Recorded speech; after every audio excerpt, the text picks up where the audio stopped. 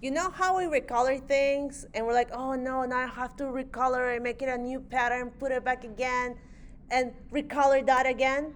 You notice that? There's a simpler way. So I'm gonna do it with Jaden. So right now, I'm using Jaden's. Why? Because that's a good plat for me to use for my theme. Okay. So, where are you?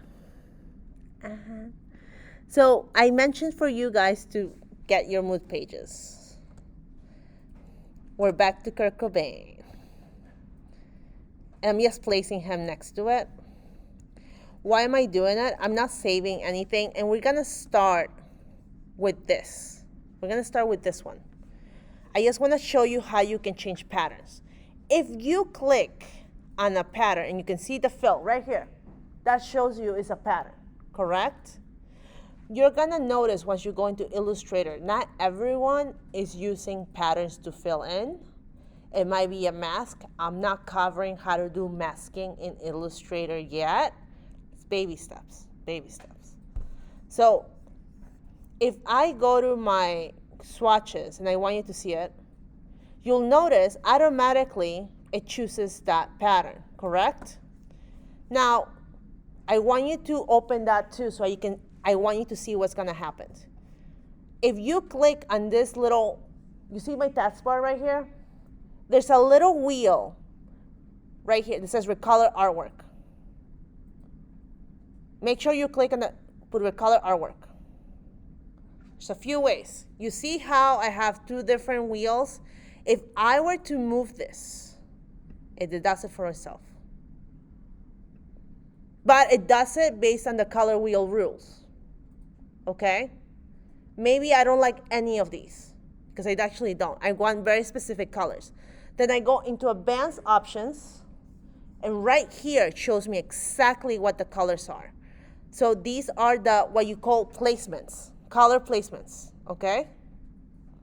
So then when you go to color placements, you go here and you can click on it, and this is the color wheel. I'm gonna make it red because I want to. Make it darker red. And then this one, I might just make black.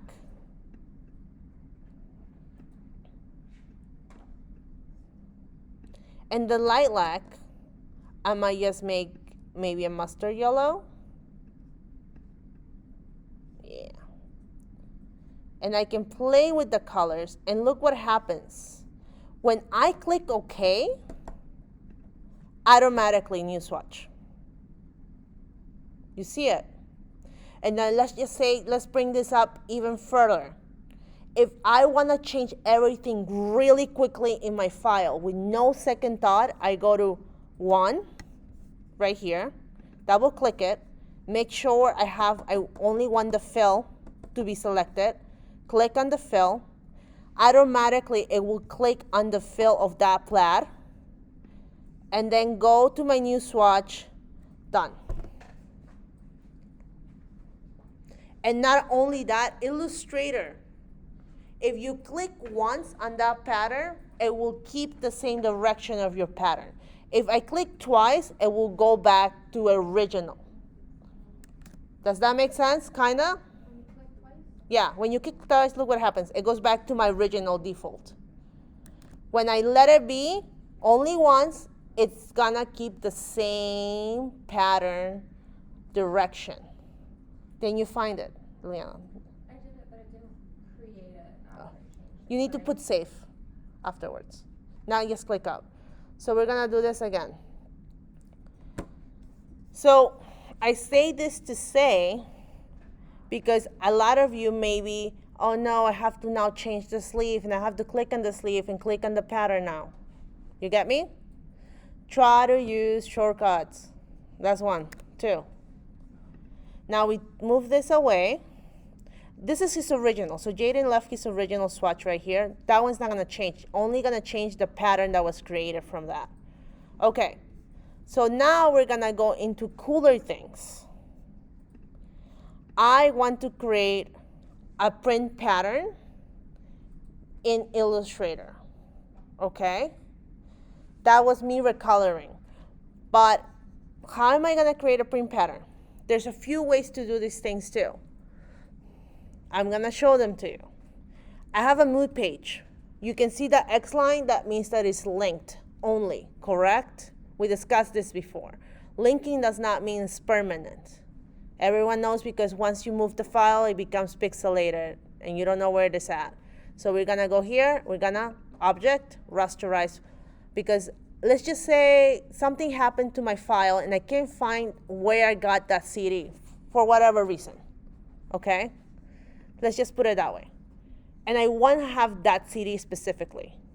I don't want anything else, just the CD. If I rasterize it, then I can crop image. You see right here on the top, it says crop image? You can crop it. And you can move it here. Done. But now I'm like, oh, I don't know if I like that with the little edges and stuff. There are ways to go about it. So, but right now I'm not gonna show you how to mask. I'm just gonna show you how to live trace. If you go to image trace, right on top, while this is selected, go to image trace. You're gonna see a little drop down menu. Drop down arrow, sorry. Click on it. Check like 16 colors. Let's see what happens.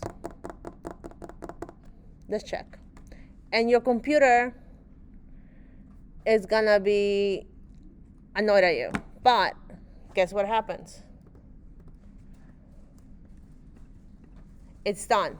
You notice that it's not as, that doesn't look like the image. That looks like Illustrator has made it into bitmap. But why don't I see the points?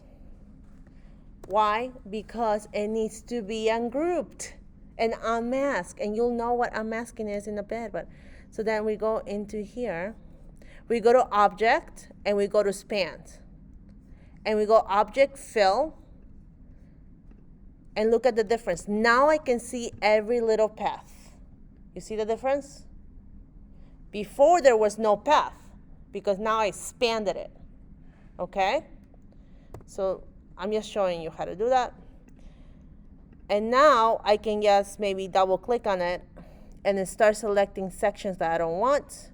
Or remember, you guys have eraser here for a reason. Eraser, hello. Oh, not doing such a good job on it, but whatever. So we're gonna just, that's one way to make it, because sometimes you don't wanna use, let's just say you don't wanna use the, you're thinking, okay, if I put it into Photoshop, then I have to go into it and see how Photoshop reacts and how much I can change the color or not, and then make it into a PNG, correct? Rasterize it, put it into print. You can do everything almost in Illustrator for that matter. Let's make believe I did a neater job with my CD, okay? Okay, there you go. I'm gonna save this. I think my print that I want my print to be different colors of CDs. Okay, so if I were to click on it and just down on it, and then I'm gonna use the really fast color palette thing. And I'm just gonna change it really quickly. I'm only just gonna drag colors based, and you can actually go in and out of the wheel. It's gonna change it for you. Oh, there you go, that's a good one. Done. Like I said, you can be as picky or not as picky as you want. Okay? We go to color wheel again. I'm gonna change this color now to, oh, hold on a second. To a different color now. Green, and then I can even take the dots and change. Oh, this is pretty. Okay, cool. Play with it and then go done. And why am I doing elements right now? You'll notice, all of you have noticed that in patterns, remember how I told you you can do seamless patterns and you have to do within the box and then put it in swatch, correct? We are gonna automate it today. And you'll see what I mean. Like stripes and plats are not so bad to make into boxes because they're straight lines most of the time. But what happens when we have an object that's circular or has no defined shape? Are we gonna try to like cut them away to make a very seamless pattern? That takes forever. So then let me just do a few of these. And then, No. There you go. It doesn't matter right now. I know they're not the best colors story right now, but what I'm gonna do is I'm gonna make them smaller because that's what I'm thinking. And then this is the part that everyone goes like, oh my God, why is it so fast? And another thing, that this is one of the reasons also when you need RAM, you need a lot of RAM for this, like a lot of RAM. Because you're expanding colors, you're putting objects into it. You can even draw it if you want, it's up to you. I'm not telling you not to. So here you go. So now we're gonna select what we have, go to object, go to repeat, and put mirror grid. Look what happens. It did it already. You see that? Without me doing what I need to do, then we go into pattern, make, and hold on, it's gonna take a bit because it's a lot of information for Illustrator to, and look what happens. You see that little red outline? Right here. That's showing, okay. That's showing exactly what my pattern would look like and the order of my pattern. My computer is not happy with me. So you see it right here, correct? So you can see the blue line. Now, if I can actually click on objects. Hold on a second. It's a little slow because it's also recording at the same time. My RAM is screaming. So then I can actually click the objects and move them around. And let it wait.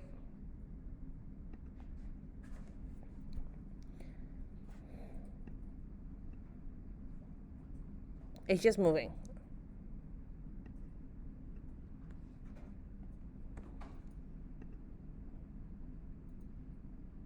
But you can see already that it's, if I move this, then everything moves. You understand? So in other words, hold on a second, done. Let me escape. Because my computer is saying no, not today, Chris. When that happens though, maybe if your computer gets too overwhelmed because the pattern that you made now becomes too heavy, like this one. Hello, I just did it. I didn't have to do anything else. You saw what I did? I went to edit, object, repeat, and there you go. So I just did a repeat really fast. Okay. Unfortunately, since I expanded these, they have a lot of information. So what I'm gonna do is make it easier for my computer to work on so you guys can see. Because sometimes you just want like a very photorealistic, correct? I'm gonna erase that pattern because I'm pretty sure it's gonna be 100 megabytes of my life on my computer. My computer's like not happy with me. So as you can see, I have the little wheel of death right now. Okay. So,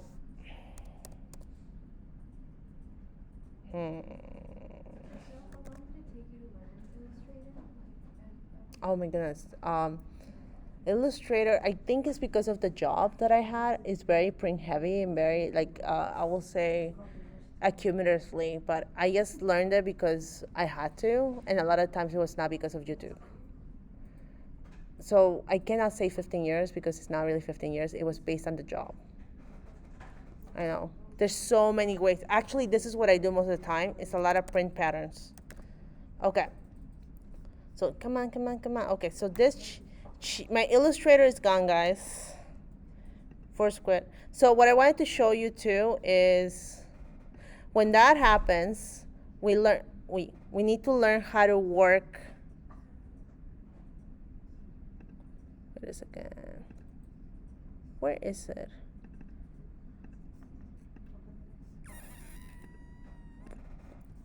When that happens, when your Illustrator just gets a little too hot or doesn't want to, it's because whatever you're trying to do to the object, you need to simplify that object. There's too many points to move around for Illustrator. And not because my computer cannot do it. Remember, I'm also recording the class at the same time, and that's a lot of RAM.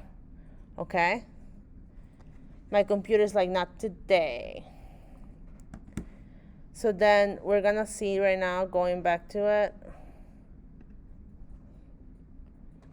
I'm gonna do it with simpler shapes now, so you guys can see what I mean.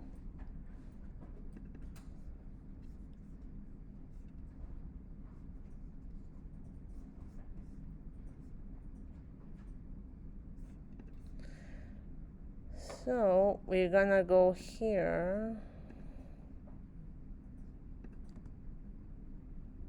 Yeah, it's this one. Ignore all. I don't know if she saved this or not. So I'm gonna show you in real time what happens. She didn't save any of the patterns. I'm pretty sure she didn't. So no, she didn't. That's okay. If that happens to you, this is why you always click save in between, because as much as Adobe says there's a recovery file, no, there isn't. Don't believe in Adobe on that side, okay? It tells you that, but it's not true. So we already know these are gonna be too heavy. So what we can do always is just make copy of them before we do anything else. And we're just gonna rasterize them again. Like rasterize, meaning rasterize with transparent background, so we can make them really, really easy to follow. I'm just showing you in the worst case scenario, sometimes when you make something very, very intricate, you might want to look at how much RAM you have and how much availability you have. You go to object, rasterize. I'm just gonna rasterize them. And why am I rasterizing individually? Because if I rasterize all 4 at once, it'll become one big image instead of individually. Okay? So then we go here, rasterize. Okay, so now these are easier to go. I click on these, go to object, pattern, make, okay. You see also this is a grid format. There's different ways. There's break rows. You notice like that's gonna change it. There is break column. It staggers it. There's so many ways to go about it. And not only that, I can decide to move her here, move her down. Wait, that's what I wanted to show you. Move her this way. And it does it all at once for you. And then go done. Your pattern now is there. It's there now.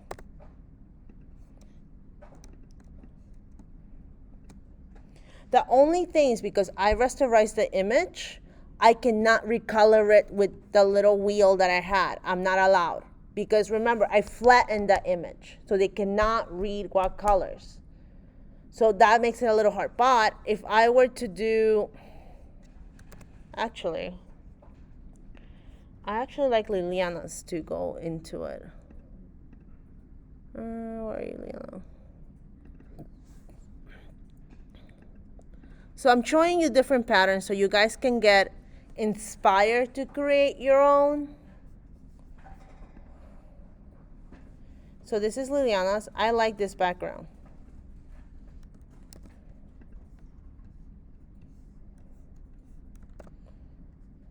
The good news about Liliana's is just there's not that many color information here. It's just like grays. So what I can do is this one had a lot more color information. So I can go here, make this here. Okay. So I can maybe live trace it, but instead of saying 16 colors, I say 6 colors. Try to play with what's the easiest way for you to do. That's why image trace is there for you guys. And automatically it's gonna change it into 6 colors only. You can see that. Look, 6 colors now. And then what happens? I go to object, I expand it. Okay. And now I have all the information here. So what's gonna happen is this. Maybe I want something whiter, so I just go like white. I just change the background, certain sections to be white really easily. It doesn't have to be a complicated repeat because you guys are not gonna print it on fabric. It can just be a mirror image, and we have that mirror image with reflect. And okay, and this is done. Like you don't have to go so hard with the repeats right now. Like I said, it can be mirror images of each other. And it just helps us instead of creating things from scratch. Does that make sense? And let's just say I wanted to have more objects in place here. This is my repeat right now. I want it to be more, let's just say, like as simple as a dot, like different dots. I'm just making it really fast, guys. So then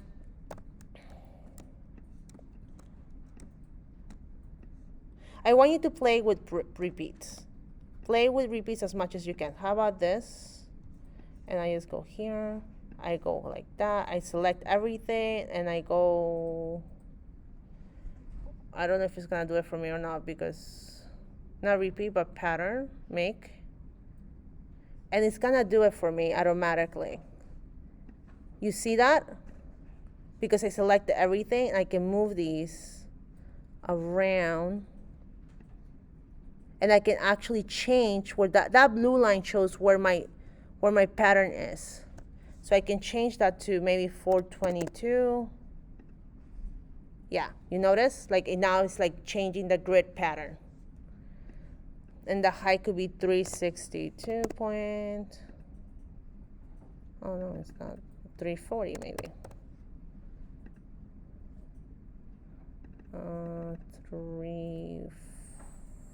320. Perfect. And then this was 460. Okay. There you go. So maybe I can make it, remember, I have to bring this to the front. Yeah. And I can bring this over here. Like hello. I can make these go to the back. Send to the back. Like now I can play with this a lot more. Okay? And look, repeat right there. So there's many ways, and I didn't take that long to do it. So when I go here, I can just see how my repeat is gonna look. It could be cleaner, of course, but I'm just playing. So let's just say I wanna put it, going back to this shirt moment.